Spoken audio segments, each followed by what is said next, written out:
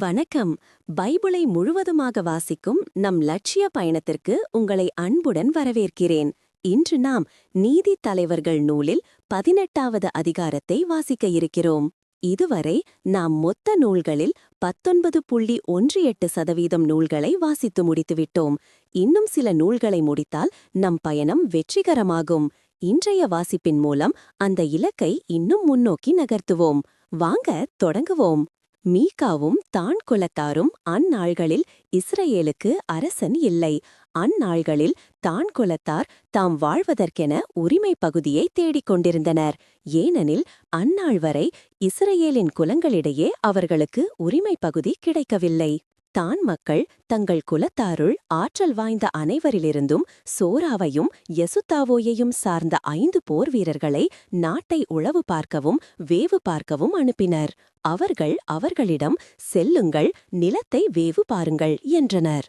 ஐவரும் எப்ராயிம் மலைநாட்டிலிருந்த மீகாவின் வீட்டுக்கு அருகே வந்து இரவை கழித்தனர். அவர்கள் மீகாவின் வீட்டருகே இருந்தபொழுது லேவியரான இளைஞரின் குரலை கண்டுகொண்டு அவர் பக்கம் திரும்பி சென்று அவரிடம், "உன்னை எங்கு அழைத்து வந்தது யார்? இங்கு என்ன செய்து கொண்டிருக்கின்றாய்? இங்கு உனக்கு என்ன வேலை?" என்று கேட்டனர். அவர் அவர்களிடம் மீகா தமக்கு செய்ததனையும் பற்றி கூறியபொழுது, அவர் என்னை வேலைக்கு அமர்த்தியுள்ளார், நான் அவரிடம் குருவாக இருக்கின்றேன் என்றார். அவர்கள் அவர்களிடம், நாங்கள் செல்லும் பயணம் வெற்றிகரமாக இருக்குமா என்பதை நாங்கள் கடவுளிடம் கேள் என்றனர். குரு அவர்களிடம், மன அமைதியுடன் செல்லுங்கள், நீங்கள் மேற்கொண்டுள்ள பயணத்தை ஆண்டவர் கண்ணோக்கி காப்பார் என்றார். ஐவரும் பயணத்தை தொடர்ந்து இலாயிசை வந்தடைந்த பொழுது அங்கிருந்த மக்கள் அச்சமின்றி சீதோனியர் நெறிமுறைக்கேற்ப அமைதியாக கவலையற்றவர்களாக வாழ்வதைக் கண்டனர். நாடு எதிலும் குறைவற்றதாகவும் செழிப்புடையதாகவும் இருந்தது. அம்மக்கள் சீதோனியரிடமிருந்து தூரத்தில் இருந்ததால் அவர்களுடன் எவ்வித தொடர்பும் கொண்டிருக்கவில்லை.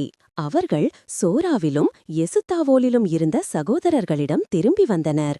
அவர்கள் சகோதரர்கள் அவர்களிடம், நீங்கள் கண்டதென்ன என்று கேட்டனர். அவர்கள், வாருங்கள், அவர்களுக்கு எதிராக புறப்படுவோம், ஏனெனில் நாங்கள் ஒரு நாட்டை கண்டோம், அது மிகவும் செழிப்பானது. நீங்கள் எதுவும் செய்யப்போவதில்லையா? அங்கு செல்லவும் அந்நாட்டில் நுழைந்து அதை உரிமையாக்கிக் கொள்ளவும் தயங்க வேண்டாம். நீங்கள் கவலையற்ற மக்களிடம் செல்லவிருக்கின்றீர்கள். பரந்த அந்நிலத்தை கடவுள் உங்கள் கையில் ஒப்புவித்துவிட்டார். நாடு அனைத்திலும் குறைவற்றதாக உள்ளது என்றனர். தான் குலத்தார் 600 பேர் போர்க்கோளம் தாங்கி சோராவிலிருந்தும் யெசுத்தாவோலிருந்தும் புறப்பட்டு சென்றனர். அவர்கள் யூதா நாட்டு கிரியத்து யெயாரிமில் பாளையம் இறங்கினர். ஆகவே அவ்விடத்தை மகனே தான் என்று இந்நாள் வரை அழைக்கின்றனர். அது கிரியத்து யெயாரிமுக்கு மேற்கே உள்ளது. அவர்கள் அங்கிருந்து புறப்பட்டு எப்ராயிம் மலைநாட்டுக்கு சென்று மீகாவின் வீட்டை நெருங்கினார்கள். இலாயிசு நாட்டை வேவு பார்க்க சென்றிருந்த ஐவரும் உடன் வந்த பிறரிடம் கூறியது, இவ்வீடுகளில் ஏபோது, தெராப்பிம், செதுக்கிய உருவம், வார்ப்புச் சிலை ஆகியவை உள்ளன என்றனர். இப்பொழுது நீங்கள் செய்ய வேண்டியதைப் பற்றி சிந்தியுங்கள் என்றனர். அவர்கள் மீகாவின் வீட்டிலிருந்த லேவியரான இளைஞர் இருந்த இடம் நோக்கி திரும்பி வந்து அவரிடம் நலம் விசாரித்தனர். போர்க்கோலம் தாங்கிய 600 தான் வீரர்களும் நுழைவாயிலின் முன் நின்றனர். நாட்டை வேவு பார்க்க வந்திருந்த ஐவரும் உள்ளே சென்று செதுக்கிய உருவம், ஏபோது, தெராப்பிம், வார்ப்புச் சிலை ஆகியவற்றை எடுத்துக்கொண்டனர்.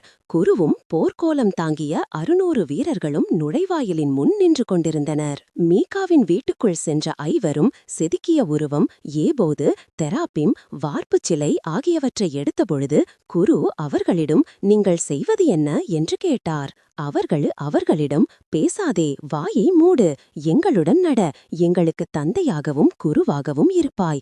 எது உனக்கு நலம்? ஒரு தனி மனிதனின் வீட்டிற்கு குருவாக இருப்பதா, இஸ்ரவேலின் ஒரு குலத்திற்கு ஒரு குடும்பத்திற்கு குருவாக இருப்பதா என்றனர். குருவின் இதயம் மகிழ்வுற்றது. அவர் ஏபோது, தெராப்பிம், செதுக்கிய உருவம் ஆகியவற்றை எடுத்துக்கொண்டு மக்களிடையே வந்தார். குழந்தைகளும் கால்நடைகளும் உடைமைகளும் அவர்கள் முன்னே செல்ல அவர்கள் பயணத்தை தொடர்ந்தனர். அவர்கள் மீகாவின் வீட்டிலிருந்து சிறிது தூரம் சென்றபின் அடுத்த வீட்டு ஆள்கள் ஒன்று திரண்டு குரல் எழுப்பி தான் மக்களை துரத்தி சென்றனர்.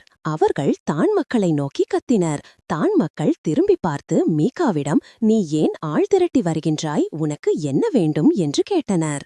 அவர், நான் செய்த தெய்வங்களை நீங்கள் எடுத்து செல்கிறீர்கள், குருவையும் கூட்டிக் கொண்டு செல்கிறீர்கள், எனக்கு வேறு என்ன இருக்கிறது, இப்படி இருக்க உனக்கு என்ன வேண்டும் என்று என்னையே கேட்கிறீர்களே என்றார். தான் மக்கள் அவரிடம், எங்களோடு விவாதம் செய்யாதே, செய்தால் கொடிய மனம் கொண்ட இம்மனிதர் உங்களை தாக்குவர், நீயும் உன் வீட்டாரும் உயிரிழக்க நேரிடும் என்றனர். தான் மக்கள் தங்கள் வழியே சென்றனர். மீகா அவர்கள் தம்மை விட வலிமை வாய்ந்தவர்கள் என்று கண்டு தம் வீட்டிற்கு திரும்பி சென்றார். தான் மக்கள் மீகா செய்து வைத்திருந்ததையும் அவருடைய குருவையும் கவர்ந்து சென்றனர்.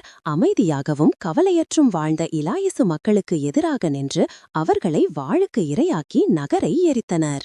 ஏனெனில் இலாயசு மக்கள் சீதோனியரிலிருந்து தொலைவில் இருந்ததாலும் அவர்களுக்கு மற்ற மனிதர்களுடன் தொடர்பு இல்லாத இருந்ததாலும் அவர்களை காப்பாற்ற யாருமில்லை. இலாயசு நகர் பெத் ரகோப்பின் பள்ளத்தாக்கில் இருந்தது. தான் மக்கள் நகரை மீண்டும் கட்டி எழுப்பி அதில் வாழ்ந்தனர். இஸ்ரேலுக்கு பிறந்த தங்கள் தந்தை தான் பெயரால் அந்நகரை தான் என்று அழைத்தனர். அந்நகரின் முன்னைய பெயர் இலாயிசு. செதுக்கிய உருவத்தை தானின் மக்கள் தங்களுக்கென்று நிறுவிக்கொண்டனர். மோசேயின் புதல்வனான கர்சோமின் மகன் யோனத்தானும் அவன் மக்களும் தான் குடும்பத்தினருக்கு மக்கள் நாடு கடத்தப்படும் வரை குருக்களாக இருந்தனர். கடவுளின் உறைவிடம் சீலோவில் இருந்தவரை மீகா செய்திருந்த செதுக்கப்பட்ட உருவத்தை தான் மக்கள் தங்களுக்கென்று வைத்திருந்தனர். நாம் 1189 அதிகாரங்களில் 229 அதிகாரங்களை நிறைவு செய்துவிட்டோம். இன்னும் சில அதிகாரங்களை வாசித்தால் முழு பைபிளையும் முடித்து விடுவோம். நாளை அடுத்த அதிகாரத்தை பார்க்க சந்திப்போம். நாள்தோறும் இந்த பயணத்தில் நீங்களும் பங்கேற்றால் பைபிளை முழுமையாக வாசித்து முடிப்போம். இது நம் வாழ்க்கையிலும் ஆன்மாவிலும் பெரிய மாற்றத்தை ஏற்படுத்தும். இந்த பயணம் உங்களுக்கு நம்பிக்கையையும் சமாதானத்தையும் கொடுத்தால் இந்த வீடியோவை லைக் செய்யவும் சப்ஸ்கிரைப் செய்யவும் மறந்துவிடாதீர்கள். பகிர்ந்து மற்றவர்களையும் இந்த பயணத்தில் சேருங்கள். நாளை மறக்காமல் வாருங்கள்.